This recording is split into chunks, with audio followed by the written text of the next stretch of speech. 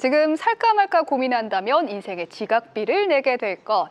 최근 온라인 커뮤니티에서 부동산 시장을 보고 내리는 평가입니다. 잠시 해제된 토지거래 허가제에 뛰어올랐던 집값, 하반기 시행을 앞두고 있는 3단계 DSR 규제, 새로운 정부에서 시행될 추경과 같은 유동성 확대 정책을 앞두고 집값이 과열되리란 분석이 나오고 있기 때문인데요.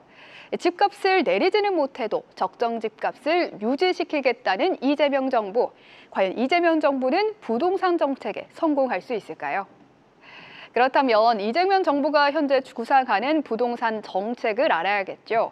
사실 이번 대선에서 주요 후보들 모두 부동산 정책들을 크게 부각하진 않았습니다. 2월 토허제 해제에 집값이 급등한 것을 계기로 이 설익은 부동산 정책의 부작용이 상당하다는 걸 알게 됐기 때문이죠. 이재명 대통령도 마찬가지였는데요. 하지만 대선을 약 일주일 정도 앞둔 시점에는 이번 정부의 부동산 정책은 지금까지 민주정부와는 다를 것이다라고 차이를 강조했습니다. 이재명 대통령은 진보 정권은 세금을 부과한다든지 소유를 제한하는 방식으로 수요 억제 정책을 폈는데 이걸 시장이 이겨내더라. 그래서 앞으로는 세금으로 집값 잡는 일을 하지 않겠다라고 말을 했고요. 다음 날 강남과 서초 유세에서도 수요를 억제하지 않고 공급을 늘려서 적정 집값을 유지하겠다라고 말했습니다. 정리하자면 규제를 통한 수요 억제가 아니라 공급을 통한 가격 안정을 꾀한다는 겁니다. 이재명 대표의 공약집을 보면요. 주택 공급은 하되 그 과정에서 공공의 역할을 상당히 강조하고 있는 것도 알 수 있는데요. 우선 공급 확대 정책부터 살펴보자면요. 윤석열 정부 때 우크라이나 전쟁 같은 일로 원자재 값이 올라서 주택 공급이 상당히 적어진 상황을 타개하기 위해서요. 임기 내 250만 호수의 주택 공급을 목표로 잡았습니다. 상당히 공격적인 목표인 만큼 임기 초기부터 강하게 드라이브를 걸 것으로 보이고요. 공급 방안은 재건축과 4기 신도시 개발이 큰 축으로 될 것으로 보이는데요.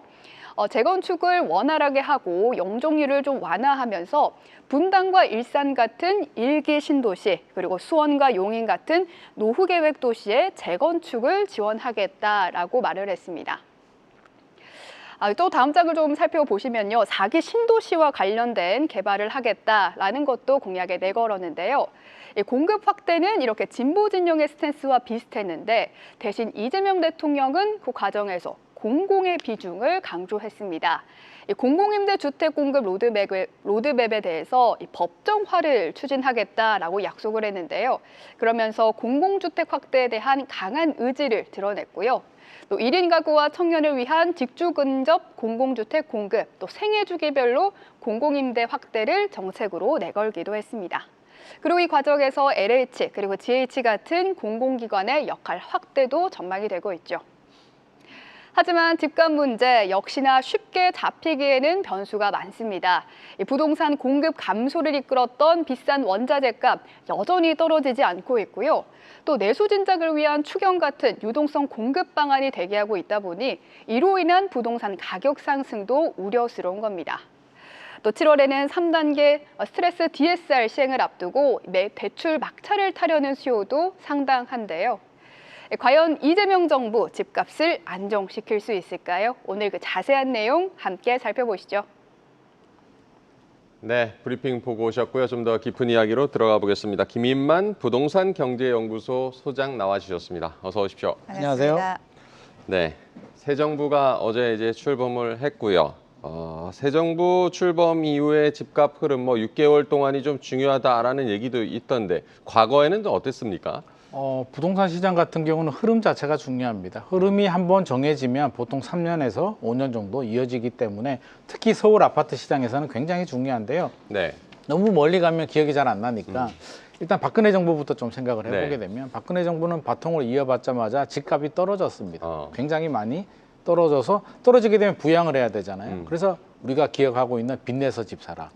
1년 동안 사게 되면 양도세 5년 동안 면제를 해줄게라고 파격적인 이제 정책을 폈는데 네. 안타깝게도 서울 분들은 못 샀습니다. 음. 더 떨어질까 무서워서 이제 못 사는 그런 상황이었는데 결국에는 그런 기조가 한 3년 정도 계속 이어졌고요. 네. 마지막에 이제 집값이 올라가면서 규제를 하긴 했는데 상당히 역부족이었고 그 상승의 바통을 문재인 정부가 이어봤습니다.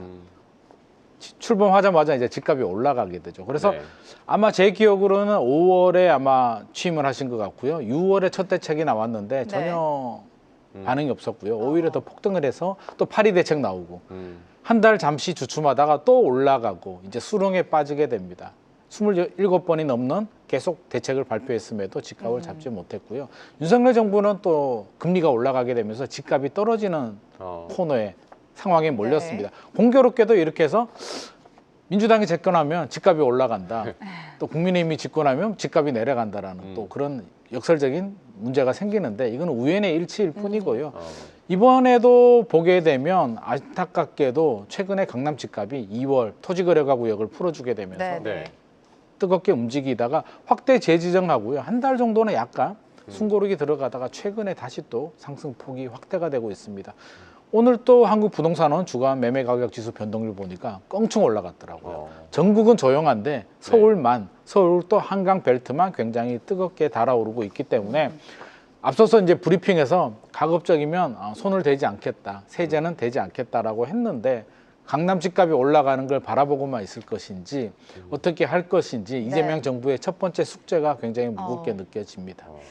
네, 이재명 대통령은 대선 과정에서 부동산 전략을 내세우지는 않았습니다. 아무래도 민주당 전 정권의 부동산 정책 실패에 따른 전략적 외면이다 이런 판단도 있었는데 문재인 정권에서 부동산 정책 어떤 문제점이 있었습니까? 문재인 정부 같은 경우는 이제 한 3가지 정도로 좀 정리를 할 수가 있을 것 같은데요. 일단 저는 과도한 자신감, 우리가 다 할 수 있어라는 자신감을 많이 표출을 했는데 2017년에 아마 기억이 나실 겁니다. 믿고 기다려달라. 우리가 서울 집값 잡을 테니까 집 사지 말라라고 이제 강조를 했는데 5년 동안 이제 집값을 못 잡게 됩니다. 그렇게 되면서 민심 위반이 생기고 여러 가지 문제들이 생겼고요. 두 번째는 밸런스 조절에 좀 실패를 한 것 같습니다. 네. 보유세를 좀 많이 올렸는데요. 보유세를 올리는 목적, 이제 종합부동산세라고 하죠. 세율도 올리고 공정시장 가격 비율도 올리고 공시가격도 올리고 상당히 많이 올렸는데 부담스럽죠. 아무리 부자라도 1년에 수천만 원씩 세금 내게 되면 버티기 힘들거든요. 그럼요, 네. 취지 자체가 버티기 힘들지? 그러면 내가 출구를 만들어 줄 테니까 집 팔어 라고 하는 게 취지인데 집값 잡겠다라는 욕심이 좀 앞서서 양도세도 중과세를 합니다. 최고 세율 3주택 이상 규제 지역이 되면 30%포인트가 중과세가 되는데 최고 세율이 82.5%까지 올라갑니다. 지방세까지 하면은요. 그러면 10억이 남으면 8억 국가에 내고 이제 내 통장에 2억이 들어온다는 얘기인데 저도 그럴 생각이 없고요. 제 주변에 다 물어봐도 그렇게까지 애국자는 찾아보기 힘듭니다. 그러면 주인이 선택할 수 있는 방법은 보유세를 힘들게 내더라도 나는 버텨보겠다. 도저히 80%의 양도세는 낼 수가 없다라는 판단을 내립니다.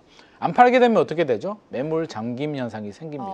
네. 문재인 정부 시절에 입주 물량이 좀 많이 나왔어요. 다행히 이제 MB 박근혜 정부 시절에 재건축 재개발이 좀 많이 됐기 때문에 1년에 한 4만 7천 호 정도. 지금이라면 생각하기 어려운 정도의 많은 물량이 나왔음에도 불구하고 집값이 올라간 이유는 집주인들이 매물을 다 회수합니다. 82% 내고 도저히 못 팔기 때문에 매물이 줄어드는데 집값은 올라가니까 불안한 수요자들이 너도 나도 이제 집 사자에 뛰어들게 되는 거죠. 이 밸런스 조절이 저는 좀 실패했다고 보여지고요. 세 번째 실패한 거는 신뢰의 문제인데 오락가락 정책입니다. 2017년에 주택 임대 사업자 좀 많이 해라. 서민 주거 안정을 위해서 주택 임대 사업자를 장기로 하게 되면 10년 동안 임대료를 거의 안 올리게 되거든요. 대신에 이제 세제 혜택을 주겠다는 건데 집값이 올라가고 다주택자들이 임대 사업자를 등록해서 혜택을 보게 되니까 나중에 기조가 바뀝니다. 2020년 정도 되니까 야 다주택자들이 임대 사업자를 이용해서 다 빠져나가네. 임대 사업자 제도를 규제를 시작하게 되는데 시장에서는 하라고 했다가 하지 말라고 했다가 이거 도대체 정책을 믿을 수 있겠느냐. 뒤늦게 공급 확대 정책을 내놓지만 공급이 빨리 되지도 않고요. 우왕좌왕하는 틈에 집값은 올라가고 민심 위반이 되면서 결국에는 정권 교체까지 이어졌기 때문에 이재명 정부에서는 반면교사에서 우리는 그렇게 하지 않겠다라고 지금 강조를 하고 있는 상황입니다.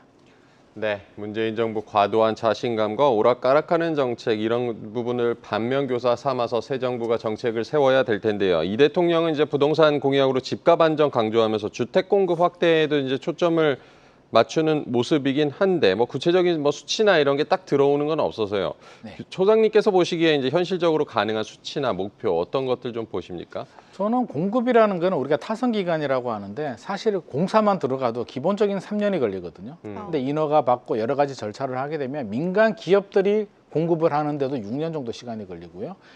가장 빠른 공급, 국가가 주도하는 공공개발의 가장 빠른 방법이 신도시 개발입니다. 우리 3기 신도시 생각해 보면 네. 될 것 같습니다. 2018년에 이제 첫 발표를 하게 되고요. 최근에 이제 첫 단지, 첫 분양이 이제 시작을 했습니다. 그러면 나머지까지 다 하려고 한다면 시간이 상당히 오래 걸립니다. 2028년에 첫 단지가 입주할 예정이고요. 첫 단지가 입주하고 나머지까지 통상적으로 한 5년 정도 걸리거든요. 그러면 2033년 정도에 3기 신도시가 이제 완성이 되는데 15년 걸렸죠. 그러면 4기 신도시를 이제 하겠다라고 이제 말씀을 하시는데 빨리 진행해야 이제 15년 정도니까 시장에서는 2025년에 시작해서 2040년, 2035년, 2040년에 공급되는 4기 신도시 나올 테니까 믿고 기다려 달라고 하면 제가 볼 때는 청년들 입장에서는 1년 1년이 굉장히 긴 시간인데 네. 쉽지 않을 것 같고요. 또 공공이 주도해서 이제 많은 공급을 좀 하겠다. 그리고 노후 계획 도시들 1기 신도시 포함해서 공급을 하겠다라고 하는데 사실상 문재인 정부도 그렇고요. 윤석열 정부도 그렇고 일을 안 한 게 아니거든요. 우리 선수 축구 경기로 따지면 축구 선수들은 똑같습니다. 국토부나 LH나 GH는 달라진 게 하나도 없습니다. 문재인 정부 시절에 선수가 윤석열 정부의 선수였고요. 지금 이재명 정부도 똑같은 선수인데 감독이 이제 달라지게 되는데 다들 본인이 이제 걸스 히딩크 감독 정도 이제 된다라고 생각하는데 해보게 되면 그렇게 만만하지 않거든요. 공급 뭐 돈도 부족하고요, 예산도 부족하고 땅도 부족하고 토지 보상 문제, 건축비 문제 여러 가지가 있기 때문에 저는 이렇게 과도하게 내가 5년 안에 모든 공급을 다 해결하겠어, 250만 원 하겠어라는 욕심은 좀 내려놓는 게 좋을 것 같고요. 솔직하게 시간 오래 걸려. 10년, 15년 걸리지만 우리가 열심히 할 거야. 믿고 좀 기다려달라는 신호를 주는 게 오히려 더 시장의 신뢰를 회복하는 데 도움이 되지 않나 싶습니다. 네, 주택 공급이 만만치 않을 것이다. 그렇다면 뭐 앞으로 이제 부동산 공급 확대를 위해서 꼭 필요한 뭐 정부 정책 어떤 것들 좀 조언을 해주시겠습니까? 저는 할 수 없는 걸 하겠다라고 말하는 건 오히려 신뢰가 더 떨어지기 때문에 네. 할 수 있는 거 위주로 이제 첫 단추를 띄우는 게 중요할 것 같은데요. 할 수 있는 부분이라면 일단 국회를 잡고 있잖아요. 네. 국회가 이제 민주당이 그 다수당이기 때문에 정책적으로 할 수 있는 부분에 대해서는 서울 같은 경우는 재건축 재개발 공급 물량을 늘려야 되는데 여러 가지 요인들이 있습니다. 안 되는 원인은 한 10가지 정도로도 찾을 수도 있는데 그중에 하나가 재건축 초과이익 환수제입니다. 국민의힘 윤석열 정부에서 이제 폐지하려고 하다가 민주당 반대로 이루어지지 않았는데요. 저는 이거를 좀 폐지할 필요도 있겠다라는 생각을 가지고 있는데 뭐 논란은 있죠. 미실현 이익에 대한 과세, 이중 과세 논란도 있습니다만 시장에서는 재건축 초과이익 환수가 민주당이 안 풀어줬잖아요. 이번에도 안 풀어준다라고 생각을 하고 있는데 시장 친화적으로 정책을 하겠다라고 이야기는 하고 있거든요. 네. 그러면 제초안 정도를 폐지하게 된다면 아마 시장의 반응이 이전에 민주당하고는 다르다. 시장에 필요한 정책을 하는구나라는 신뢰 회복의 차원에서도 저는 제초안 정도는 폐지한다면 두 가지 효과. 실질적으로 재건축 사업을 속도를 조금 높이는 데 도움도 되고요. 시장의 신뢰를 회복하는 데도 큰 도움이 되리라고 생각을 합니다. 네, 재건축 초과이익 환수제를 폐지하는 게 좀 긍정적일 것이다라고 말씀을 해주셨고요. 지금 현 상황이 날이 가면 갈수록 이 서울과 부동산, 이 지방 부동산의 불균형이 좀 심해지고 있습니다. 서울 집값과 지방의 집값 차이는 어느 정도입니까, 현실에?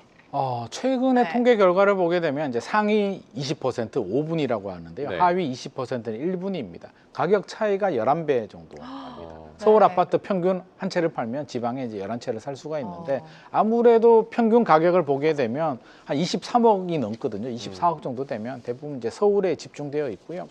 최근에 서울 집값이 천정부지 올라가는데 지방으로 눈을 돌리게 되면 지방은 전혀 다른 나라 네. 저 뭐 뉴욕 얘기 아닌가 싶을 정도로 딴 세상 얘기를 하고 있다라고 많이 느끼고 있습니다. 서울로 모든 사람과 돈이 지금 빨려 들어가고 있는데 저는 이게 양극화 문제라고 생각을 하고요. 서울 집값이 왜 올라가느냐? 출산율은 줄어듦에도 불구하고 지방에서 많은 수요들, 우리 청년들이 일자리를 찾아서 올라오고 있고요. 그 청년들이 전세집이나 매매집을 부모님 도움을 또 받아서 또 사야 될 것 같고 최근에는 또 굉장히 불안하잖아요. 지방은 건물 가격, 자산 가치가 떨어지고 있는데 서울 가치가 올라가다 보니 지방에 계시는 자산가들이 또 팔고 자금을 서울로 또 유입을 시키고 있습니다. 이런 네. 부작용들이 생기고 있기 때문에 이재명 정부의 저는 첫 번째 숙제는 결국에는 뿌리는 같다고 생각합니다. 이 양극화 문제를 좀 해결을 해야 될 것 같고요. 당장의 해결은 안 되겠습니다만 지방의 경쟁력을 키우기 위해서 양질의 일자리, 세종시를 보게 되면 효과는 있었잖아요. 그래서 대기업들 양질의 일자리가 지방에 내려갈 수 있도록 많은 노력을 좀 해주는 게 좋을 것 같고요. 지방에 있는 청년들이 인서울 하지 않고 지방의 국립 거점 대학교들, 뭐 경북대학교, 부산대학교, 전남대, 전북대에 많은 투자를 해서 굳이 뭐 스카이 가지 않아도 굳이 포항공대 정도 수준 그 정도까지 올려준다면 저는 시간은 오래 걸리겠죠. 한 5년, 10년 걸리겠습니다만 5년 내에 모든 걸 하려고 하지 말고 그 정도의 기반만 다져준다면 차차비기 정부에서 완성할 수가 있거든요. 그게 대한민국이 살아가는 길이고 지방이 살고 결국 서울도 살아가는 네. 길이라고 생각을 합니다. 네, 지방 소멸, 양극화 해소를 위한 기반을 조금 일단 닦을 필요가 있다라고 조언을 해주셨습니다. 오늘 이제 9월에는 강남 3구와 용산구와 같은 이런 토지거래 허가구역 재지정 여부가 또 결정이 될 텐데요. 이게 또 집값 흐름에 또 다른 이제 변수가 될 것 같고 추가 연장 가능성 어떻게 보십니까? 토지거래가구역이 뜨거운 감자인데요. 이게 묶어도 집값 올라가고 네. 풀면 더 올라가는 네네. 이게 이러지도 저러지도 못하는 약간 중2병 있는 자녀를 생각해 보면 네. 됩니다. 이거는 야단쳐도 안 되고요. 때려도 안 되고요. 돈을 줘도 안 되고요. 뭘 해도 안 되는데 죽일 수도 없는 그런 정책이기 때문에 9월이 만기인데 저는 9월까지 기다리지는 않을 거라는 생각이 들고요. 차라리 동별로 전환을 하든지 어차피 효과가 없기 때문에 네. 불이익을 받는 분들도 꽤 많이 있거든요. 그래서 동별 전환을 할 시도를 좀 할 가능성이 높을 것 같고 최근에 서울 집값이 좀 가파르게 올라가고 있습니다. 한강벨트 위주로. 서울시도 그렇습니다만 아마 국토부도 그냥 내버려 두기는 어려울 것 같고요. 세제 규제를 안 한다고 공급으로 문제를 풀겠다라고 하는데 시장은 기다려주지 않을 것 같습니다. 서울 집값, 강남 집값이 올라가는데 정부는 아무것도 안 하고 있다. 아마 언론들도 많이 대서특필을 할 텐데 네. 기다려달라는 외침만 하기에는 어려울 것 같고요. 결국에는 또 규제 대책이 나오게 되고 또 여러 가지 왜곡이 되면서 추석 전에 저는 첫 대책이 나오지 않을까. 첫 규제 대책 나올 거라고 예상을 하고 있고요. 나오고 몇 달은 주춤하다가 네네. 또 올라가면서 과거와 같은 또 반복되는 일들이 또 생길 가능성이 상당히 높을 것 같습니다. 네, 아무래도 추석 전에 첫 번째 대책이 나올 수 있겠다라고 전망을 해주셨습니다. 부동산 시장 하면 또 금리를 빼놓을 수가 없는데 5월에 금리 인하를 단행을 했고요. 올해 2차례 연속 금리 인하가 예정되어 있다. 시장은 이렇게 전망하고 있습니다. 통상 금리가 인하되면 부동산 시장에는 호재로 작용하지만 지금 7월부터 시행 예정인 스트레스 DSR 3단계가 이를 좀 상쇄할 것이다. 이런 우려도 있습니다. 어떻게 보십니까? 이론적으로는 상쇄를 해야 되는데요. 뭐 네. 현실적으로는 이제 7월부터 대출 한도가 줄어듭니다. 스트레스 DSR이 적용이 되다 보니 현장에서는 5월부터 야, 미리 당겨서 집을 사자라고 해서 네. 지금 6월, 5월 거래량 또 폭발했고요. 네. 아마 5월 거래량은 서울 아파트가 한 10,000건 넘을 것 같습니다. 3월이 토지 거래가 풀고 10,000건 정도 넘었는데 6월 또 지금 상당히 높은 숫자로 올라가고 있고요. 이 상태로 간다면 정부가 좀 내버려 두기는 어려울 것 같은데 역설적이죠. 그러면 금리 인하하게 되면 대출 금리가 내려가야 되는데 아마 정부는 은행과 손을 잡고 어떻게든 대출 금리만큼은 많이 떨어지지 네. 않도록 대출 금리가 내려가게 되면 또 집값을 자극할 우려도 있기 때문에 대출 금리를 막으려고 할 것이고요. 은행은 마지 못해서 못 이기는 척 또 대출 금리를 또 안 내리겠죠. 예대 마진이 더 커질 수도 있는데 언제까지 이렇게 버틸 수 있을지는 모르겠고요. 시장에서는 금리 인하 기조 자체가 이미 내려가는 추세이기 때문에 뭐 어떤 걱정이나 두려움보다는 오히려 기대를 가지고 있어서 투자 심리에는 오히려 더 플러스 영향이 좀 더 큰 것 같습니다. 네, 최근 부동산 시장에서 외국인이 한국 국내 부동산 매입을 활발하게 하고 있습니다. 이 부분 역시 시장에 좀 교란을 줄 수 있다 지적이 있는데 이 부분은 어떻게 보십니까? 최근 뉴스를 보게 되면 이제 외국인이 우리나라 집을 가지고 있는 게 10만 채 정도 됩니다. 네. 그 중에 56%가 이제 중국인입니다. 어. 이 뉴스를 보게 되면 배가 좀 아픕니다. 나는 집이 없는데 우리가 살 집도 그러니까요. 없는데 네. 왜 중국인들이 집을 이렇게 많이 사느냐라고 하는데 물론 서울 집도 사는데 최근에 어디를 많이 샀냐 통계 결과를 보게 되면 부천시, 시흥시, 안산시, 수원시, 화성시를 좀 많이 샀습니다. 그 얘기는 뭐냐면 서울 집값은 너무 비싸잖아요. 우리도 비싼데 중국인이라고 안 비싸겠습니까? 일부 중국 부자들은 고가 아파트를 살 수는 있으나 시장을 교란시킨다, 우리가 살 집이 부족하다고 하는 지역들은 서울이 아니라 이렇게 일자리가 있거나 집값이 저렴한 지역들. 제가 오늘 부천 쪽에 좀 모니터링을 해보니까 네. 구도심이 이제 지하철 1호선이 지나가고요. 7호선이 지나가면서 이제 신도시가 만들어졌는데 1호선 쪽이 이제 집값이 좀 저렴하거든요. 이제 구도심, 원도심이다 보니 그쪽이 이제 중국인들이 많이 들어와서 집을 샀는데 왜 샀냐라고 이렇게 물어보니까 결국에는 지하철이 있고 집값이 저렴하고 서울이나 다른 지역 출퇴근이 편하기 때문에 실소유자들이 많이 샀습니다. 그래서 이거를 무조건 나쁘게 볼 문제는 아닌 것 같고요. 막는다고 막아지는 문제는 아닌데 인구가 감소되게 되면 원도심에 또 공동화 현상이 생기는데 그 단점을 외국인들이 또 보완해 줄 수도 있기 때문에 좀 긍정적인 부분. 문제가 된다면 역차별 논란. 왜 중국인들은 혜택을 보는데 대출도 받고 중과세가 적용되지 않는데 우리 내국인들은 중과세가 적용이 되고 중국에 투자하는데도 불이익을 받느냐. 역차별 문제를 해결하는 데 집중을 하는 게 맞을 것 같습니다. 네, 건설업계 같은 경우는 새 정부의 위기에 처한 이제 건설업 회복을 위해서 다양한 뭐 세제 개편을 제안을 하기도 했는데요. 이게 건설업계 활성화에 좀 도움이 될 수 있을 거라고 보십니까? 저는 현실적으로 좀 쉽지 않을 것 같습니다. 이미 네. 2022년 뭐 더 길게 가면 2021년 레고란드 사태부터 이제 문제가 생겼는데 네. 3년 정도 됐거든요. 한마디로 이제 물에 빠졌는데 건져내기에는 역부족이고 그러면 못 건져내는 건설업계, 살려야 되는 건설업계를 구분해서 과도한 뭐 어떤 구조조정 또는 뭐 수술도 하게 되고 살려야 될 때는 많은 자금도 투자하게 되고 미분양 빠른 소진 대책들이 나와줘야 되는데 지금 기획재정부나 국토부 입장을 보게 되면 굉장히 소극적입니다. 네. 뭐 5년간 양도세 면제라든지 뭐 지방 미분양에 대해서 파격적인 규제 완화 대책들은 나오지 않고 있고요.